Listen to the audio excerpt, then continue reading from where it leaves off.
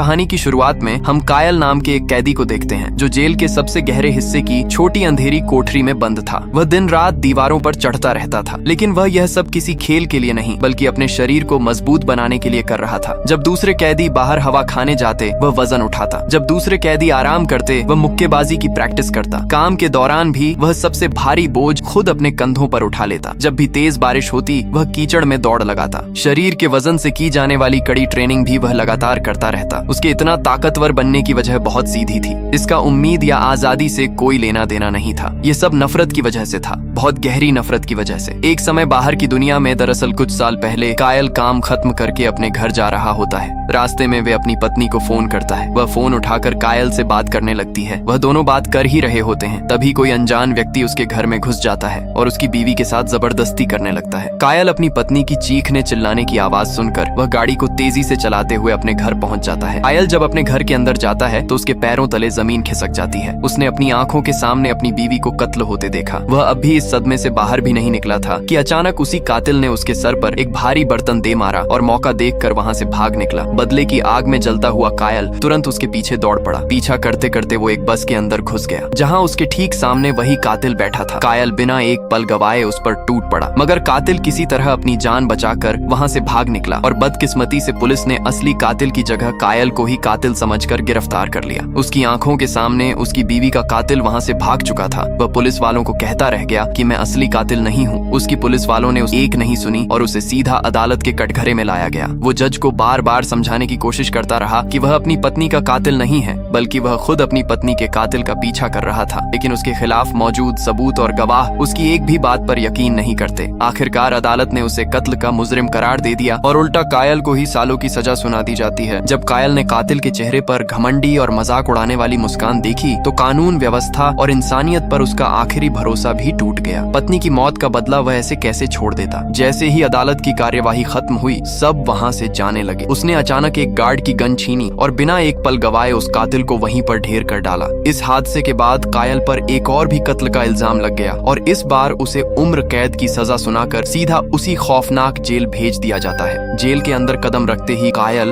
और बाकी नए कैदियों का स्वागत खुद जेल के वार्डन ने किया। वार्डन ने साफ अल्फाज में सबको एक ही बात समझाई कि इस जेल से आज तक कोई भी जिंदा भाग नहीं सका। जो भागने की कोशिश करता है उसकी सजा सिर्फ मौत होती है। फिर कायल और सब कैदियों की तलाशी शुरू हो गई। गार्ड्स उनकी हर चीज छीन लेते हैं ताकि कोई भी कैदी अपने पास कुछ ना रख सके। लेकिन जब एक गार्ड कायल की अंगूठी उतारने की कोशिश करता है तो आगे से उसने उसे रोक दिया, क्योंकि वह अंगूठी उसकी पत्नी की आखिरी निशानी थी। जब कायल ने साफ मना किया तब गार्ड ने उसे कस के घूंसा दे मारा। इतना ही नहीं, उन्होंने उसकी पत्नी की तस्वीर भी छीन कर दूर फेंक दी। कायल के लिए यह सब बर्दाश्त करना और भी मुश्किल हो गया, क्योंकि वह तस्वीर उसकी पत्नी की आखिरी याद थी। कायल के मना करने के बावजूद गार्ड्स ने जबरदस्ती उसकी अंगूठी छीन ली। गार्ड्स ने कायल की हालत ऐसी कर दी कि पास खड़े किसी भी कैदी ने सर उठाने की हिम्मत तक न की। रात के समय जब सभी कैदी सो रहे थे, अचानक कायल की नजर एक ऐसे दृश्य पर पड़ी जिसने उसके होश उड़ा दिए। उसने देखा कि गार्ड्स एक कमजोर कैदी बिल्ली को जबरदस्ती एक सेल के अंदर ले गए, जहां एक खतरनाक कैदी मैक्स पहले से मौजूद था। गार्ड्स ने बिल्ली को उसके हवाले किया और खुद वहां से चले गए। उनके जाते ही मैक्स बिल्ली पर टूट पड़ा। वो अपनी ताकत का दिखावा करते हुए उस पर लगातार हमला करने लगा। बिल्ली खुद को बचाने की कोशिश करता रहा, लेकिन मैक्स के सामने वो बिल्कुल बेबस था। कायल यह सब खामोशी से देखता रहा। अब उसे समझ आ गया कि इस जेल में कमजोर लोगों के लिए जिंदगी कितनी मुश्किल है। अगली सुबह सभी कैदियों को उनके सेल्स से बाहर निकाला गया। जैसे ही कायल मैक्स के सेल से गुजरा, उसकी सीधी नजर बिली पर जा टिकी। बिली की ऐसी खस्ता हालत देखकर कायल के सीने में जल रही गुस्से की आग भड़क उठी। वो पल भर में ताड़ गया कि मैक्स ने महज अपना खौफ कायम करने के लिए इस बेबस और कमजोर कैदी को निशाना बनाया है। फिर क्या था, कायल अपना आपा खो बैठा और बिना अंजाम की परवाह किए सीधे मैक्स पर टूट पड़ा और वो बेझिझक इस नाइंसाफी के खिलाफ डट कर खड़ा हो गया। मगर इससे पहले कि कायल का गुस्सा मैक्स को पूरी तरह मजा चखा पाता, वहां मौजूद संतरियों ने झपट कर उसे दबोच लिया। मैक्स पर हमला करने के जुर्म में कायल को घसीटते हुए सीधे एक बेहद खौफनाक काल कोठरी में ठूंस दिया गया। वो कोठरी किसी जिंदा दोजक से कम नहीं थी। चारों तरफ घुप अंधेरा छाया हुआ था। बदबूदार सीलन भरा पानी दीवारों से रिस रहा था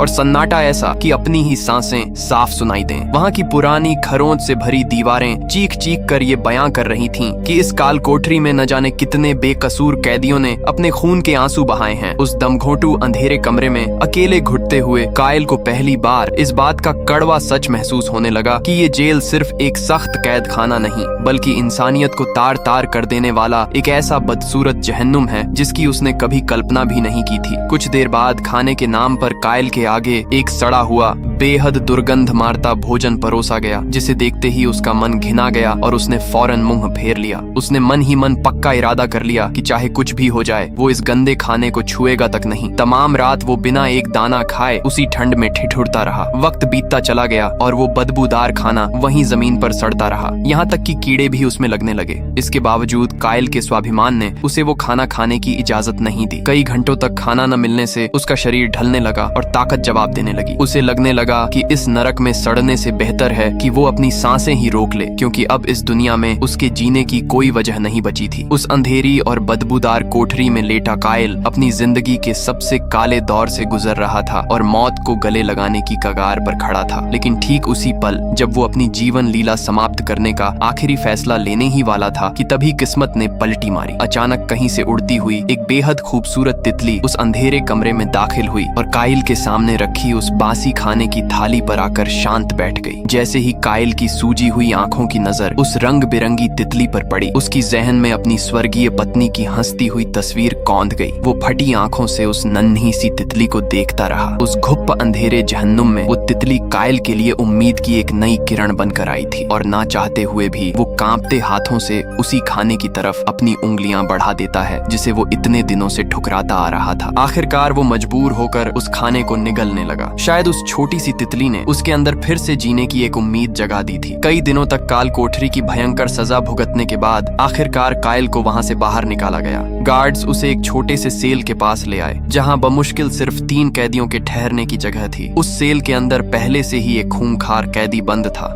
गार्ड ने कायल को आगाह करते हुए संभल कर रहने को कहा, क्योंकि ये जेल का सबसे खौफनाक सेल माना जाता था। यहाँ रहने वाला कैदी पहले भी कई कैदियों को मौत के घाट उतार चुका था। ये सुनते ही कायल समझ गया कि उसकी मुश्किलें अभी खत्म नहीं हुई हैं। वो बिना कुछ बोले चुपचाप जाकर अपनी नीची वाली बिस्तर पर बैठ गया। अगली सुबह कायल की दोबारा बिली से मुलाकात होती है, वही बिली जिसे कल मैक्स ने बेदर्दी से पीटा था। बिली ने कायल को बताया कि उसे इस जेल में पूरे 2 साल की कैद मिली है। इसी दौरान कायल की मुलाकात एक और कैदी मलाकाई से होती है। मलाकाई ने कायल को सलाह दी कि अगर वो उस खतरनाक सेल से जिंदा बचना चाहता है तो उसे गार्ड्स की जेबें गर्म करनी पड़ेंगी, वरना उसके साथ बंद कैदी किसी भी रात उसकी जान ले सकता है। रात को जैसे ही कायल की आंख अपने सेल में लगती है, अचानक वही खूंखार कैदी उस पर जानलेवा हमला कर देता है। कायल किसी तरह हिम्मत दिखाकर अपनी जान बचाने में कामयाब तो हो जाता है, लेकिन अब उसे साफ समझ आ चुका था कि वो ज्यादा वक्त इस सेल में टिक नहीं पाएगा। उसे हर कीमत पर यहाँ से निकलना ही होगा। इसलिए अगली सुबह वो सीधे वार्डन के पास मदद की गुहार लगाने पहुँचता है। उसने रिश्वत देने की कोशिश की, मगर वार्डन ने साफ इनकार कर दिया। उसने कहा कि अगर वो उस नरक से बाहर निकलना चाहता है तो उसे इसके बदले बहुत बड़ी कीमत अदा करनी होगी। उसी दिन कायल देखता है कि जेल के अंदर 2 सबसे खूंखार कैदियों के बीच फाइट होने वाली है। मगर ये कोई साधारण मुकाबला नहीं था,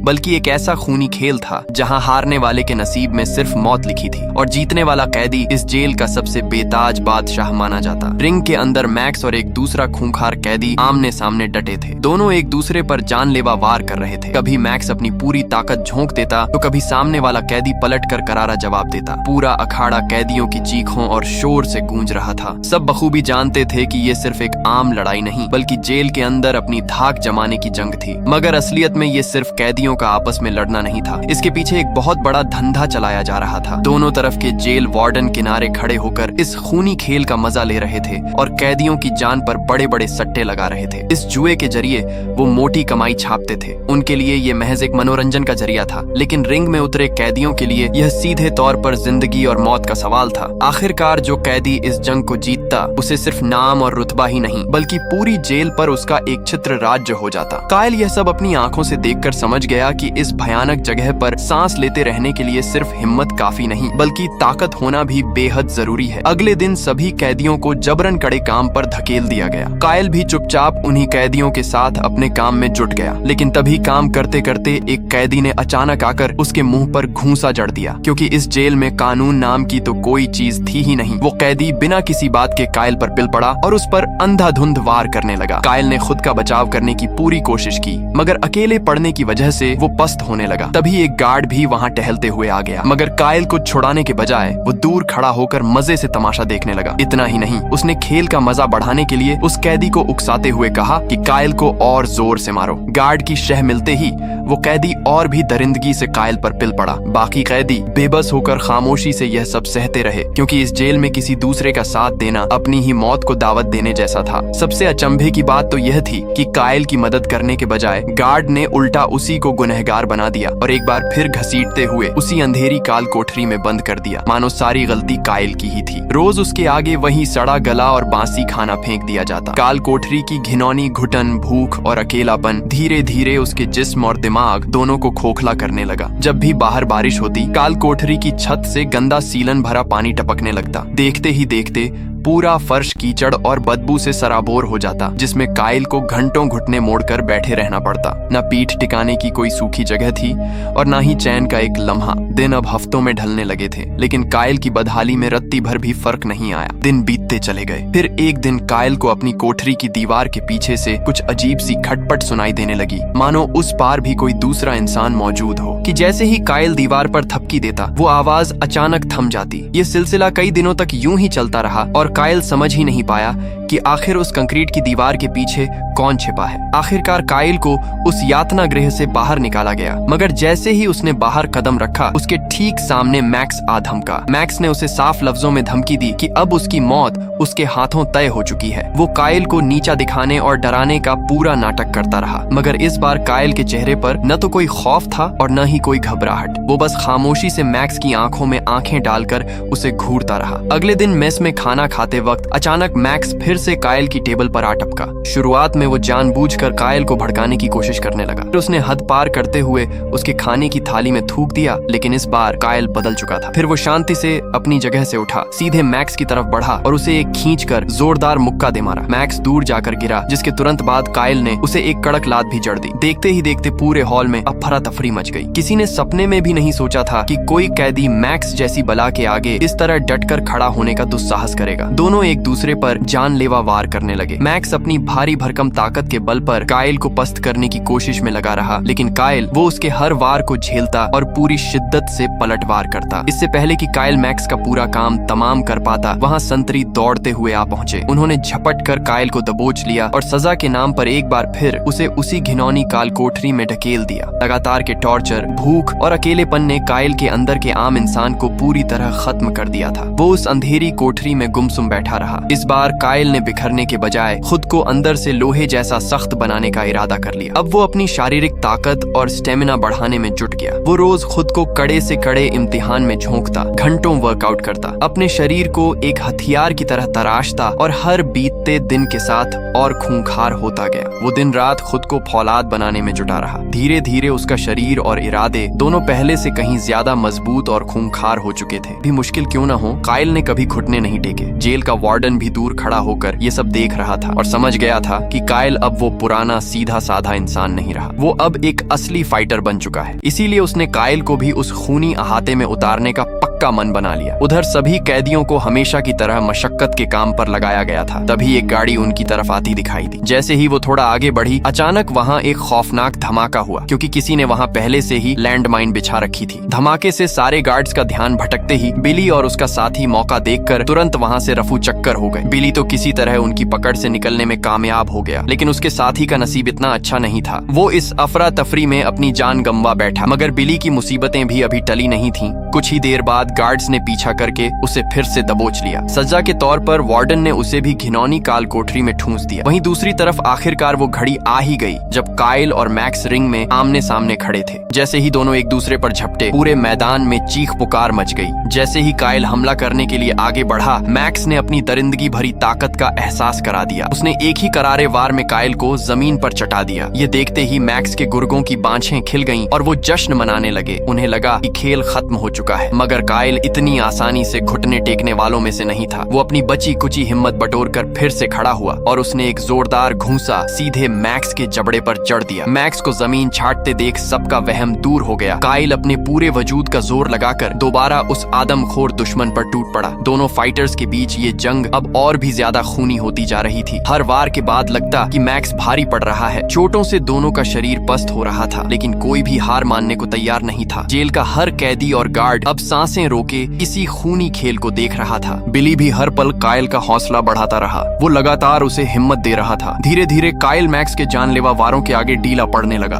मैक्स अपनी पूरी ताकत झोंककर उसे हमेशा के लिए खत्म करने पर तुला हुआ था। देखने वालों को साफ लगने लगा कि कायल अब ज्यादा देर टिक नहीं पाएगा और सब उसे हारता देख अग्रिम जीत का जश्न मनाने लगे। बिली भी कायल की ऐसी खस्ता हालत देखकर बुरी तरह घबरा गया। मगर कायल इतनी आसानी से घुटने टेकने वालों में से नहीं था। अगले ही पल उसने अपनी बची कुची ताकत बटोरी और ऐसा घातक पलटवार किया कि मैक्स संभल भी न पाया। देखते ही देखते कायल ने पूरे बाजी का रुख ही पलट दिया और आखिरकार मैक्स को चित्त करके सबको सन्न कर दिया। उस खूनी झपट्टा मार फाइट में मैक्स मौके पर ही ढेर हो गया, क्योंकि कायल ने उसकी गर्दन ही मरोड़ दी थी। अब कायल का खौफ पूरी जेल में सिर चढ़कर बोलने लगा था। जो भी फाइटर उसके सामने रिंग में उतरता, कायल अपनी पूरी दरिंदगी से उस पर टूट पड़ता और हर फाइट का अंजाम कायल के हक में ही होता। एक से बढ़कर एक खूंखार फाइटर्स उसके आगे लाए गए, लेकिन कोई भी उसके खूनी वारों के आगे टिक नहीं पाया। हर जीत के बाद जेल के अंदर कायल का रुतबा बढ़ता ही चला गया। उसकी जीत का ये सिलसिला थमने का नाम नहीं ले रहा था। सभी जेलों के वार्डन भी उसकी इन खूनी जीतों का पूरा फायदा उठाने में लगे थे। वे कायल की हर फाइट पर भारी सट्टा लगाते और इस गंदे खेल से अंधा पैसा छापते रहे। लगातार मिल रही जीतों ने कायल की पूरी पहचान ही बदल कर रख दी थी। इसीलिए उसने अब खुद को भी पूरी तरह ढालने का फैसला किया। उसने अपने सिर के सारे लंबे बाल मुंडवा दिए और अपना हुलिया ऐसा खूंखार बना लिया कि देखने वाला पहली ही नजर में भांप जाए कि ये कोई आम इंसान नहीं है। अब उसकी आंखों में पहले वाली मासूमियत का नामो निशान नहीं बचा था। उधर जेल में चल रहे एक बड़े जश्न के दौरान जब सबका ध्यान शराब और पार्टी में डूबा हुआ था, मलाकाई ने चुपके से बिली के हाथ में एक चाबी थमा दी ताकि वो यहाँ से गायब हो सके। यहाँ तक कि कायल ने भी बिली की मदद के लिए उसे कुछ कैश थमा दिया ताकि वो इस जिंदा दोजक से सही सलामत बाहर निकल सके। इसी बीच कायल के सामने एक और खूंखार कैदी आ खड़ा हुआ, जिसका नाम स्मिथ था। मैक्स के मारे जाने के बाद अब जेल में कायल से बड़ा और बेताज बादशाह फाइटर कोई नहीं बचा था। स्मिथ इस बात को बहुत अच्छे से जानता था, इसीलिए उसने कायल पर अपना खौफ जमाने की नापाक कोशिश शुरू कर दी। वो चाहता था कि इस जेल का सबसे नया और भयानक कैदी वही कहलाए और कायल का नामो निशान मिटाकर उसकी जगह ले ले। उधर बिली ने जरा सा भी वक्त गंवाए बिना सेल का ताला खोला और जेल की सलाखों से भागने की ताक में निकल पड़ा। मगर उसे इस बात की जरा भी भनक नहीं थी कि आगे उसका कितना खौफनाक अंजाम इंतजार कर रहा है। इससे पहले कि वो अहाता पार कर पाता, संतरियों ने उसे घेर लिया। उन्होंने उसे भागते हुए रंगे हाथों दबोच लिया था। वे घसीटते हुए उसे सीधे वार्डन के दफ्तर ले गए। दो बार भागने की हिमाकत देखकर वार्डन का गुस्सा 7वें आसमान पर पहुंच गया। उसने बिना किसी दया रहम के बिली को ताउम्र इसी दोजक में सड़ने की खौफनाक सजा सुना दी। अब बिली के लिए रिहाई के सारे दरवाजे हमेशा हमेशा के लिए बंद हो चुके थे। दूसरी तरफ मलाकाई दबे पांव छुपकर वार्डन के पास पहुंचता है। तब जाकर यह घिनौना सच सामने आता है कि बिली के भागने की मुखबिरी किसी और ने नहीं बल्कि मलाकाई ने ही की थी। उसने महज अपनी दवाइयों के खातिर बिली की पीठ में छुरा घोंपा था,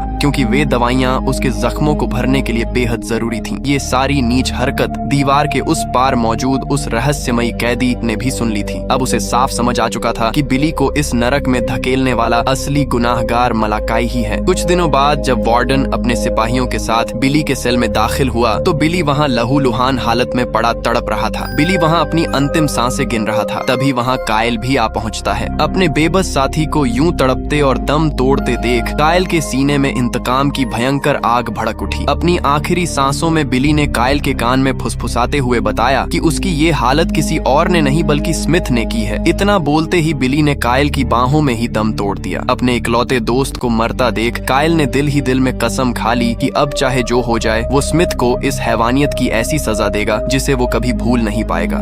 इसके बाद गार्ड्स ने बिली की मैयत को जेल के गंदे गड्ढे में यूं फेंक दिया मानो उसकी इंसानियत की कोई औकात ही न हो। कुछ ही दिनों के भीतर एक और भीषण खूनी जंग का ढिंढोरा पीट दिया गया। इस बार रिंग में कायल का सीधा मुकाबला स्मिथ से होना तय हुआ। दोनों तरफ के वार्डन और जेल के आका फिर से मोटी मोटी बोलियां लगाकर अहाते में डट चुके थे। हर किसी को पूरा यकीन था कि आज फिर इस रिंग में लहू की नदियां बहेंगी। मुकाबला शुरू होते ही स्मिथ लगातार कायल को उकसाने लगा, लेकिन अचानक कायल लड़ने के बजाय जमीन पर बैठ गया। ये देखकर वार्डन, गार्ड्स और तमाम कैदी हैरान रह गए कि आखिर कायल ने लड़ाई करने से इनकार क्यों कर दिया। मगर स्मिथ इसी बात का फायदा उठाते हुए उस पर लगातार हमले करता रहा, लेकिन कायल खामोशी से स्मिथ के हर वार को सहता रहा। उसने चाहकर भी कोई जवाब नहीं दिया। ये देखकर सुपरिटेंडेंट ने तुरंत वार्डन से कायल को वहाँ से हटाने का हुक्म दिया। सज्जा के तौर पर कायल को फाइटिंग एरिया में बांध दिया गया, जहाँ वह पूरे 6 दिन तक भूखा प्यासा पड़ा रहा। लेकिन उसकी हिम्मत देखकर पूरी जेल के सब कैदी उसी का साथ देने लगे। उधर काले कैदी 451 ने बिली का बदला लेने का फैसला कर लिया था। उसने मलाकाई से कहा कि अपने ही दोस्त को धोखा देने की सजा उसे मिलनी ही चाहिए। मलाकाई अपनी मजबूरी बताता रहा, लेकिन 451 ने उसे माफ नहीं किया। उसने बिना सोचे उस पर पेट्रोल छिड़का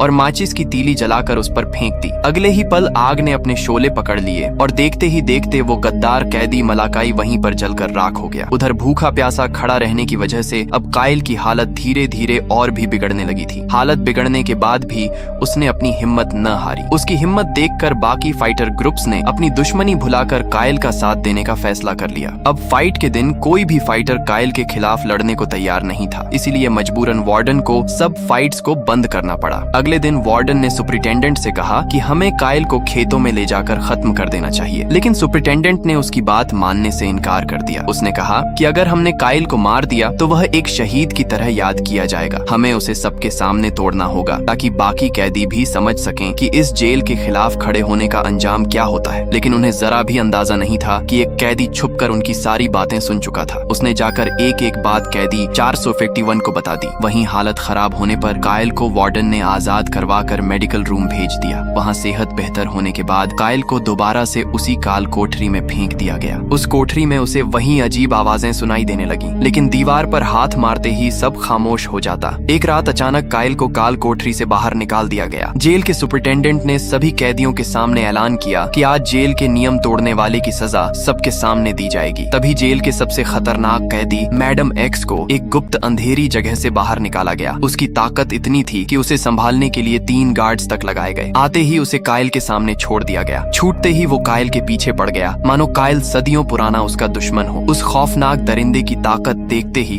कायल के रोंगटे खड़े हो गए। कायल जल्दी से अपनी जान बचाकर वहाँ से भागा, मगर उसने उसे लात से पकड़कर सीधा दीवार पर दे मारा। फिर उसने उसे पकड़ा और ऊपर से सीधा नीचे पटक दिया। सब कैदी डर के मारे चुपचाप सामने का दृश्य देखने लगे। तभी उस दरिंदे ने अपनी पूरी ताकत लगाई और कसकर उसे पकड़ लिया। इससे पहले कि कायल अपनी जान की बाजी हारता, अचानक उसने दीवार पर जोर जोर से हाथ ठोकना शुरू कर दिया। जैसे ही हाथों की आवाज उस दरिंदे के कानों में गूंजी, अगले ही पल उसने उसे छोड़ दिया। फिर वो उसके पास आया और दोनों हाथों से उसका मुंह पकड़ लिया, मानो वो उसे सदियों से जानता हो। दरअसल यह वही कैदी था जिसे कायल की काल कोठरी के साथ कैद करके रखा गया था। वो काल कोठरी पूरी तरह घुप अंधेरे में डूबी हुई थी। यह सच जानकर सुपरिटेंडेंट और वार्डन भी हैरान रह गए। वार्डन ने तुरंत दोनों पर बंदूक तान दी और उन्हें दोबारा लड़ने का हुक्म दिया, मगर कायल ने साफ इनकार कर दिया। इतने में पूरी जेल कायल के हक में खड़ी हो गई। हर तरफ से कायल को छोड़ने की आवाजें गूंज उठी। गुस्से में आकर सुपरिटेंडेंट ने उन पर फायर का ऑर्डर दे दिया, मगर तभी मैडम एक्स बीच में आ गया और कायल की जान बचाते हुए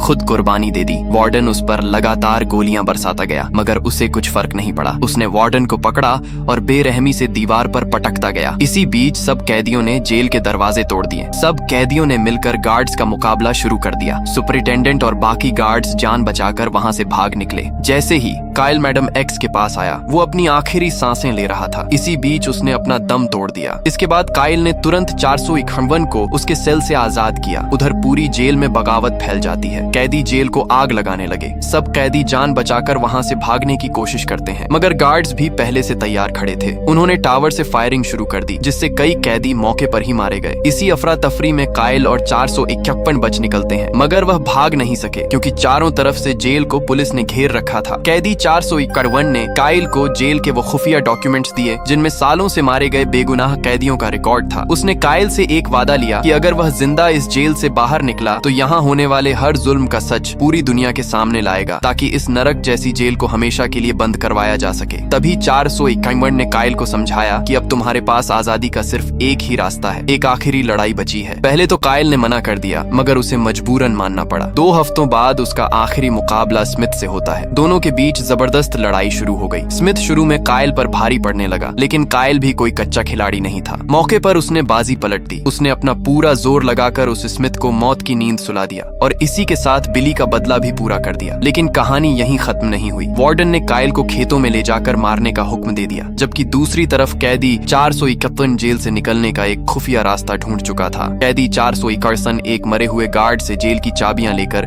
सीधा गैरेज पहुंच गया। उधर वार्डन जैसे ही कायल को गाड़ी के पास लाया, अचानक 451 ने वार्डन पर हमला कर दिया। मौके पर दूसरे गार्ड को भी कायल ने निपटा दिया। कायल ने वार्डन को धमकी देकर जल्दी से अपनी हथकड़ियां खुलवा दी, यहाँ तक कि उसने अपनी शादी की अंगूठी भी उससे छीन ली। मगर बदला यहीं खत्म नहीं हुआ। अगले ही पल कायल ने एक गाड़ी सीधा उसके ऊपर फेंक दी, जिससे वार्डन कुचलकर वहीं पर ढेर हो गया। इसी बीच 451 उसके लिए गार्ड्स का यूनिफॉर्म लेकर पहुंच गया। कायल ने जल्दी से वह कपड़े पहने और कैदी 451 को भी साथ चलने के लिए कहा, मगर कैदी 451 ने उसे साफ मना कर दिया कि अब वो यहीं पर रहेगा और अभी उसका यहाँ किसी से बदला लेना बाकी है। ना चाहते हुए भी दोनों आखिरी बार एक दूसरे से मिले। इसके बाद कायल जनरल की कार लेकर जेल से बाहर निकल पड़ा। उधर कैदी 451 सीधा जनरल के कमरे में पहुंच गया। उसने आते ही सुपरिटेंडेंट का काम वहीं पर तमाम कर दिया, मगर कुछ ही देर बाद गार्ड्स ने उसे गिरफ्तार कर लिया। उधर कायल जनरल की कार लेकर धीरे धीरे गेट की तरफ बढ़ने लगा। वह हर चेक पॉइंट से बिना पकड़े गुजरता गया। किसी गार्ड को जरा भी उस पर शक नहीं हुआ। सबको लगा कि कार के अंदर खुद जनरल ही बैठा है। इसी तरह कायल उस नर्क जैसी जेल से बाहर निकलने में कामयाब हो गया। इसी के साथ यह मूवी यहीं पर एंड हो जाती है।